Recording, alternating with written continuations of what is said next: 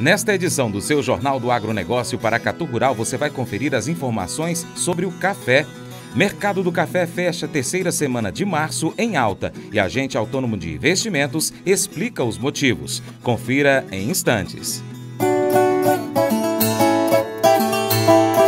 Análise de mercado do café, com Joãozinho Grafista.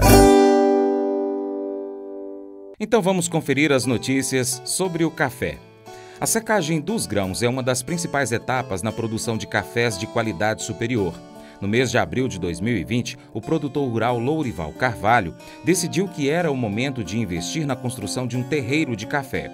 Com poucos recursos para a obra, ele então procurou Ricardo de Moraes, que é técnico da Emater MG no município de Carvalhópolis, em busca de uma orientação. O profissional tinha a solução para a necessidade do cafeicultor. O problema era a pandemia de Covid-19, que àquela altura impedia as tradicionais visitas dos técnicos de extensão rural às propriedades rurais. A solução então foi usar a internet para poder passar as informações necessárias à pavimentação de uma área de 2.000 metros quadrados, com materiais de baixo custo compatíveis com o orçamento do produtor rural. Com várias conversas por e-mail e mensagens de WhatsApp, inclusive com troca de fotos daquela área, a empreitada foi adiante e o cafeicultor já pôde usar o terreiro novo para secar a safra do ano passado. O terreiro, na propriedade, já estava até servindo de unidade de demonstração para outros cafeicultores interessados em melhorar os processos de pós-colheita. A pandemia do novo coronavírus e a necessidade de isolamento recomendada pelas autoridades de saúde aceleraram um processo de atendimento remoto que já estava em curso na Emater MG desde o final de 2019, com o lançamento do programa Emater 4.0. A proposta do uso de assistência técnica e extensão rural remota coincidiu com o aumento da demanda por tecnologia de comunicação, que permitiram a troca de informações mesmo durante os períodos de necessidade de afastamento físico entre as pessoas. Agora nós vamos falar sobre o mercado do café. O agente autônomo de investimentos, João Santaella Neto, Joãozinho Grafista, disse que a quarta semana de março fechou em alta e explica os motivos. Olá a todos do Paracatu Rural, aqui quem fala é João Santaella Neto, conhecido desde 1999 como Joãozinho Grafista. Bom, vamos falar então um pouco aí como trabalhou o mercado nesta semana que passou, né, dia 26 de março. Na sexta-feira fechou finalmente com alta, né, a semana foi de realização de lucros, continuou o movimento, né, mas fechou em alta de 190 pontos a 128,50 no maio, no julho com 130,5 com 185 pontos de alta. Dólar comercial subiu forte na sexta-feira com 1,23% de alta a 5,74. Bom, tivemos aí vários motivos, né, que acabou influenciando. Bom, vamos dar uma olhadinha rapidamente no gráfico do café, né? Então a gente vê que na semana como um todo o mercado caiu 0,40%. Na quinta-feira testamos a mínima de 125,20, como eu vinha falando para vocês, né? O mercado tinha um suporte que a gente chama na região de 126, 127, perdeu, o próximo era 124, bateu 125 e no 125 a gente chama de chave, fez uma chave de reversão de tendência, né, no gráfico. No estudo Candlestick, né, o estudo japonês, formou uma figura chamada de doji, que significa reversão de tendência, e aí fechamos em alta na sexta-feira. Na terça-feira o café teve fortíssima queda, queda de 250 pontos, o petróleo caiu bastante, caiu 7%, depois conseguiu recuperar. E aí, é lógico, o café faz parte da cesta de commodities, né, que é entre os fundos de investimentos. Lógico, você tem fundos que investem em café, ou tem outros fundos que investem em todas as commodities, e esse fundo que investe em todas as commodities, né, o café acaba sendo influenciado pelo petróleo, né? Bom, bastante notícias aí essa semana que saiu, vou destacar algumas. Na sexta-feira, então, o café fechou, como comentei, moderadamente em alta, né, de algumas notícias aí acabou influenciando. Então, na sexta-feira os preços fecharam com um leve ganho com o consenso, né, de que um navio, né, de produção de petróleo acabou encalhando, literalmente. Com isso, o petróleo subiu forte e aí acabou atrapalhando, né, o envio de soja, envio de milho, envio de café também, né, para a Europa, né? E esse problema pode continuar para mais algumas semanas ainda até reabrir esse canal. Então, isso atrapalha o café robusta, que é o café Cononnon, os cafés importados do Vietnã, são movidos por esse canal e aí esse canal acabou sendo fechado, né? Ninguém entra, ninguém sai e assim acaba dando problema com a distribuição do café europeu. E isso acaba trabalhando também, né? Uma queda, né? Também das exportações de café brasileira. Atrapalha também, porque aí não tem como chegar navio para abastecer a Europa. Outro fator um pouco negativo para o café também é o dólar, né? O dólar, então, como comentei, fechou a 5,74, acaba realmente atrapalhando, encoraja os produtores brasileiros a vender o seu café, porque um dólar caro, o café fica bem interessante.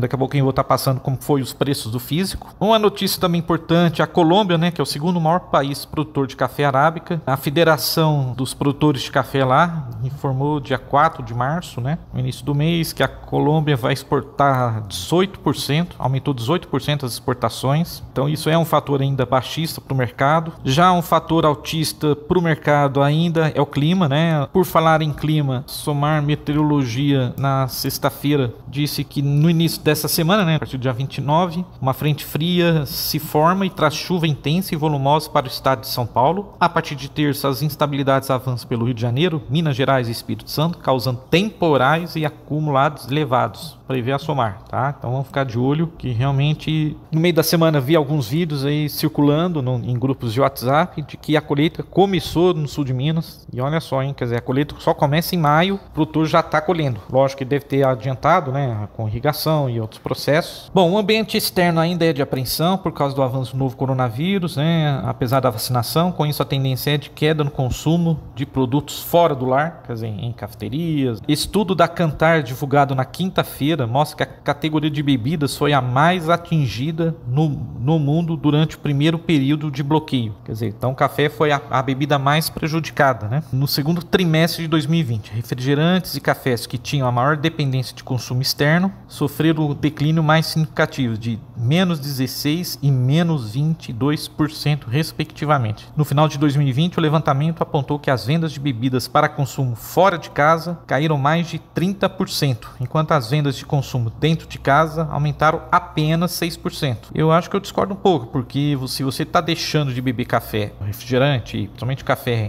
nas cafeterias, você vai estar consumindo em casa. Você tem que ter, lógico, né, essas maquininhas mais avançadas, né, da Nespresso, por exemplo. Essas são as notícias aí mais importantes que eu tinha que passar para vocês. Continuamos a falar do café depois do intervalo. Fique por aí.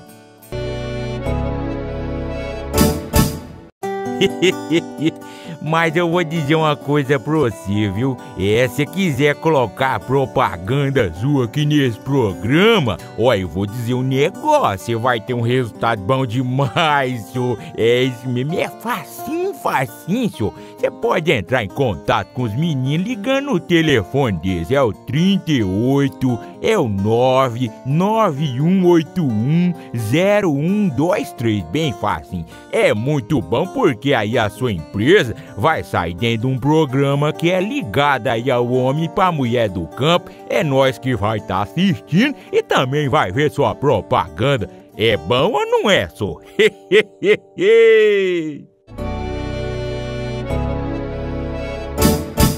Uma outra experiência de sucesso no atendimento remoto e também na cafeicultura aconteceu no município de Muzambinho, no sul de Minas Gerais. Com a suspensão das visitas às propriedades rurais, o cafeicultor Wilson de Souza, ele foi convidado então a participar de uma videoconferência com técnicos e coordenadores da Emater MG. Até então, ele só utilizava a internet para trocar mensagens no aplicativo WhatsApp. Mas com a suspensão temporária das visitas dos técnicos às propriedades rurais, ele teve que avançar mais no uso dessa tecnologia e então foi convidado a participar de uma videoconferência com técnicos e coordenadores da empresa. E até era para ser uma transmissão de 1 hora, e acabamos ficando quase 2 horas conectados. Falamos da propriedade, de como melhorar ainda mais a cultura, a gente comentou sobre a análise de solo e análise foliar, Temos que estar sempre avaliando as necessidades do cafeeiro para melhorar a produtividade. Apesar de não estar muito acostumado com essas tecnologias, foi ótimo, deu para trocar muita informação. É uma novidade muito boa, afirmou o cafeicultor, que produz em 2 hectares plantados uma média anual de 60 a 70 sacas de 60 quilos por hectare. Apesar de estar preocupado com a produtividade da safra deste ano e até com a de 2022, devido a problemas climáticos, com muito calor e seca na época da florada, Wilson continua fazendo o manejo correto da sua cultura, com as orientações dos profissionais da Emater MG, seja de forma presencial ou pela internet. Voltando então ao mercado do café, Joãozinho Grafista disse que as chuvas favoreceram a granação da safra no início do ano do arábica brasileiro. Como eu comentei, tanto do lado da oferta, as chuvas ao longo do primeiro trimestre favoreceram a granação, no início agora do ano, né? Do arábica brasileiro. Também acaba influenciando negativamente o mercado, o início da colheita do conilon brasileiro no próximo mês de abril, agora no mês que está começando. Operadores antecipam a sensação de safra, o que ajuda a tirar força dos preços internacionais. Os embarques mundiais cresceram 3,7% e somam 41,88 milhões de sacas. As exportações mundiais de café somaram 10,21 milhões de sacas em janeiro de 2021, segundo os dados da OIC, queda de 3,6% em relação a janeiro de 2020. Uma notícia um pouco autista aí, né? Saiu uma notícia importante nas agências de notícias que eu quero muito passar para o produtor e que me chamou muito a atenção, tanto que eu tive uma reunião essa semana, recebi a visita de um ex-exportador de café e ele me disse, fica de olho com os containers lá fora que vai começar a ter problema. Já teve esse problema na quarta-feira, né, com a paralisação aí do navio lá e acabou fechando os canais lá fora. E ele falou, fica de olho com o problema logístico. E realmente saiu uma notícia, agência Reuters, dizendo que pesadelo logístico pode acentuar o déficit global. Então, com a menor oferta de café nos Estados Unidos e preço no atacado em alto, o mercado se prepara para mais problemas com uma escassez global de container que afeta o comércio de alimentos. Então, quer dizer, não só com café, mas com soja, com milho, com algodão. Segundo a Reuters, os estoques de café caíram para o menor nível em 6 anos nos Estados Unidos. Eu comentei na semana passada, né? Os estoques estão voltando a cair. E apesar da safra recorde do Brasil, o clima seco no país deve levar a uma grande queda na produção neste ano, causando um déficit global nos próximos meses, justo quando a demanda tende a se recuperar. Todo mundo está sentindo aperto, disse Christian Wolters, né, presidente da Wolters Duke, uma grande importadora de café em Fort Lauderdale, na Flórida. Esses gargalos estão se transformando em um pesadelo de containers. Embora rupturas do fluxo de cargas tenham causado caos no comércio global de alimentos, os desafios no mercado de café mostram que a inflação desses produtos já em aceleração pode ser exacerbada com a reabertura das economias. Quer dizer, o preço ficou muito caro dos containers, né? Bom, os futuros de café arábica, né, negociados em Nova York, subiram cerca de 24% desde o final de outubro do mês passado, em meio ao impacto do clima na produção brasileira. Em fevereiro, os estoques de grãos verdes não torrados, que é o estoque que chama Green Coffee, né, caiu 8,3% em relação ao ano anterior, para o menor nível desde 2015, segundo dados do setor divulgados na segunda-feira passada. Ou seja, estoques mais baixos significam menos proteção para amortecer a queda da produção brasileira, agravando o aperto da oferta e dando suporte aos preços, segundo analistas, né? Nas instalações da Dynamo, uma das maiores operadoras de armazéns de café do Brasil, há muito produto parado à espera de containers. Quer dizer, muito café esperando. Na unidade da empresa no município de Machado, no sul de Minas, os grãos aguardam a chegada de 18 containers vazios, disse Luiz Alberto Azevedo, diretor da Dynamo. A situação, que se agravou ainda mais em março, provavelmente reduzirá o volume de café exportado pelo Brasil. Então, quer dizer, é uma notícia extremamente autista aí para o mercado. Bom, e como trabalhou o físico, né?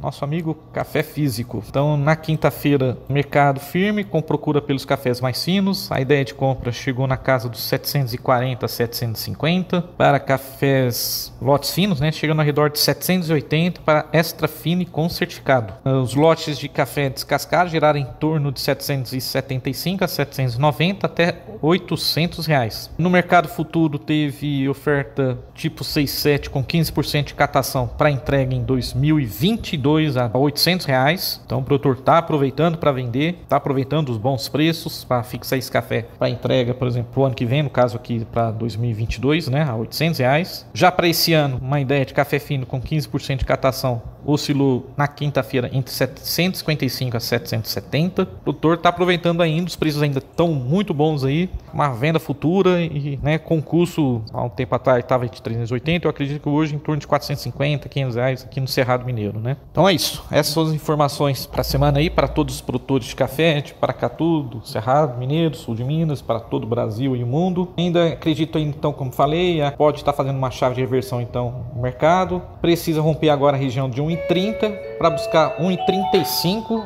e 1,41. Abraços a todos e vai café! Todos.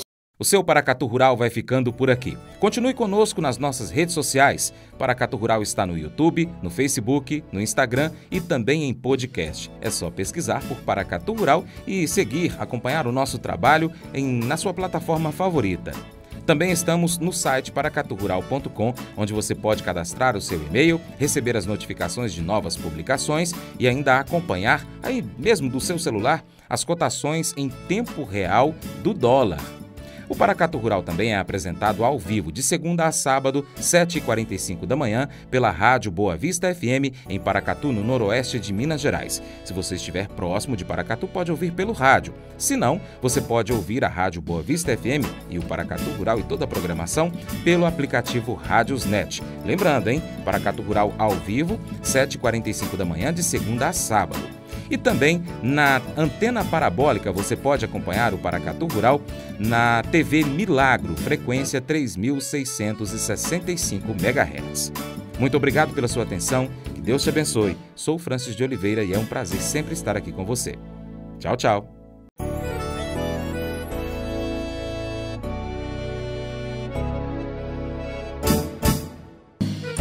Acordo de manhã para prosear no mundo do campo, as notícias escutar. Vem com a gente em toda a região com o seu programa Paracatu Rural. Tem notícias, informação e o mais importante, sua participação. Programa Paracatu Rural. Programa Paracatu Rural.